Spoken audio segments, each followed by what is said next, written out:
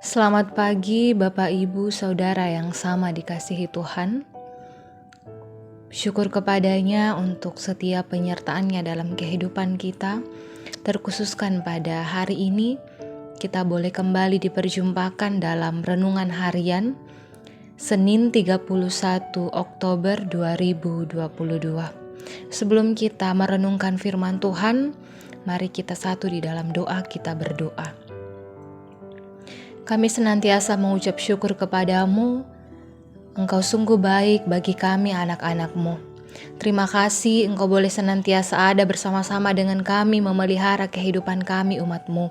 Dan pada saat ini untuk menguatkan iman kami, menuntun setiap aktivitas kami pada hari ini, firman-Mu akan kami baca dan kami dengarkan bersama-sama. Engkau berkati kami semua anak-anak-Mu. Di dalam nama Yesus Kristus itulah Tuhan dan Juru Selamat kami. Amin. Mari Bapak Ibu Saudara yang terkasih bersama membuka Alkitab dari kitab 1 Korintus pasal 14 ayat 26 sampai ayatnya yang ke-40. Firman Tuhan, peraturan dalam pertemuan jemaat. Jadi bagaimana sekarang saudara-saudara? Bila mana kamu berkumpul, hendaklah tiap-tiap orang mempersembahkan sesuatu, yang seorang mazmur, yang lain pengajaran atau penyataan Allah, atau karunia bahasa roh, atau karunia untuk menafsirkan bahasa roh. Tetapi semuanya itu harus dipergunakan untuk membangun. Jika ada yang berkata-kata dengan bahasa roh, biarlah 2 atau sebanyak-banyaknya 3 orang, seorang demi seorang, dan harus ada seorang lain untuk menafsirkannya. Jika tidak ada orang yang dapat menafsirkannya, hendaklah mereka berdiam diri dalam pertemuan jemaat dan hanya boleh berkata-kata kepada dirinya sendiri dan kepada Allah. Tentang nabi-nabi, baiklah 2 atau 3 orang di antaranya berkata-kata dan yang lain menanggapi apa yang mereka katakan. Tetapi jika seorang lain yang duduk di situ mendapat pernyataan, maka yang pertama itu harus berdiam diri. Sebab kamu semua boleh bernubuat seorang demi seorang, sehingga kamu semua dapat belajar dan beroleh kekuatan. Karunia nabi takluk kepada nabi-nabi, sebab Allah tidak menghendaki kekacauan tetapi damai sejahtera. Sama seperti dalam semua jemaat orang-orang kudus, perempuan-perempuan harus berdiam diri dalam pertemuan-pertemuan jemaat. Sebab mereka tidak diperbolehkan untuk berbicara, mereka harus menundukkan diri seperti yang dikatakan juga oleh hukum Taurat. Jika mereka ingin mengetahui sesuatu, baiklah mereka menanyakannya kepada suaminya di rumah. Sebab tidak sopan bagi perempuan untuk berbicara dalam pertemuan jemaat. Atau adakah firman Allah dari kamu, atau hanya kepada kamu saja firman itu telah datang? Jika seorang menganggap dirinya nabi atau orang yang mendapat karunia rohani, ia harus sadar bahwa apa yang kukatakan kepadamu adalah perintah Tuhan. Jika ia tidak mengindahkannya, janganlah kamu mengindahkan dia. Karena itu, saudara-saudaraku, usahakanlah dirimu untuk memperoleh karunia untuk bernubuat, dan janganlah melarang orang berkata-kata dengan bahasa roh, tetapi segala sesuatu harus berlangsung dengan sopan dan teratur. Amin. Pada saat ini, tema perenungan kita adalah kehendaknya bukan kehendakku. Banyak orang yang memiliki kecenderungan ingin menonjolkan diri dibandingkan orang lain.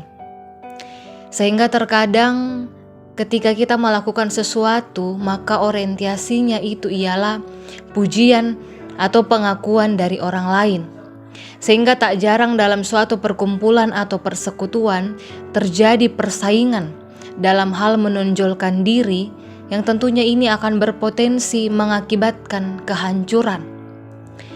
Hal inilah yang dialami oleh orang percaya di Korintus dalam bacaan kita pada waktu itu. Banyak dari mereka yang berlomba-lomba untuk menonjolkan diri dan memperoleh pujian dari orang lain. Hal itulah yang dapat menghancurkan dan menghambat pertumbuhan jemaat.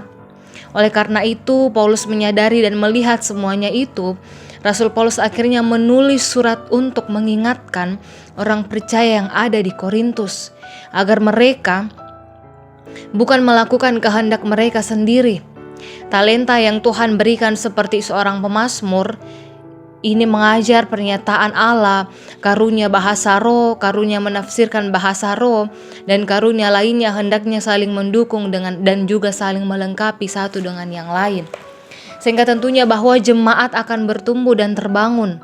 Sebaliknya, jika jemaat tetap mengandalkan diri sendiri dan memakai karunia dari Tuhan dengan sesuka hati dan menurut kehendak mereka, maka jemaat ini akan hancur dan tidak dapat bertumbuh. Semua aturan-aturan yang ada bertujuan untuk menciptakan damai sejahtera, bukan kekacauan. Demikianlah Bapak Ibu Saudara yang kekasih dalam kehidupan kita sebagai orang percaya, kita yang seringkali tergoda untuk menonjolkan diri dan mencari pujian dari orang lain.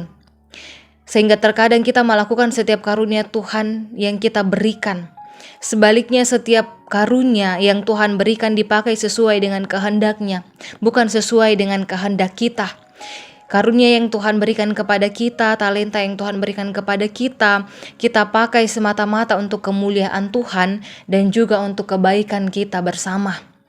Mari bersama Bapak Ibu Saudara yang terkasih, kita hidup menurut kehendak Allah dan bukan hidup menurut kehendak kita, karena memang pada dasarnya kehendak Tuhanlah yang terjadi dalam kehidupan kita. Sekeras apapun kita memaksakan apa yang menjadi kehendak kita, maka yang tentunya yang terjadi itu adalah kehendak Tuhan. Kalau Tuhan tidak berkehendak atas apa yang kita minta, tentunya itu tidak akan terjadi, Bapak Ibu Saudara yang kekasih.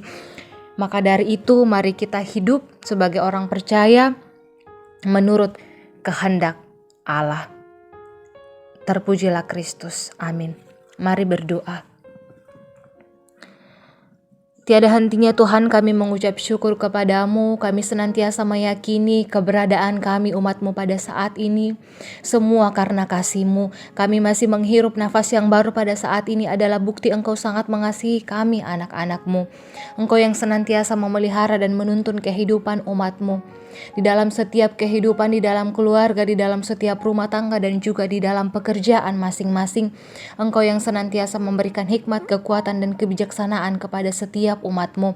Engkau senantiasa memberkati anak-anak agar senantiasa bertumbuh di dalam kasih-Mu, menjalani pendidikan dengan baik dan juga masa muda sesuai dan seturut dengan kehendak-Mu. Engkau kuatkan dan hiburkan kami yang mengalami duka cita, Tuhan.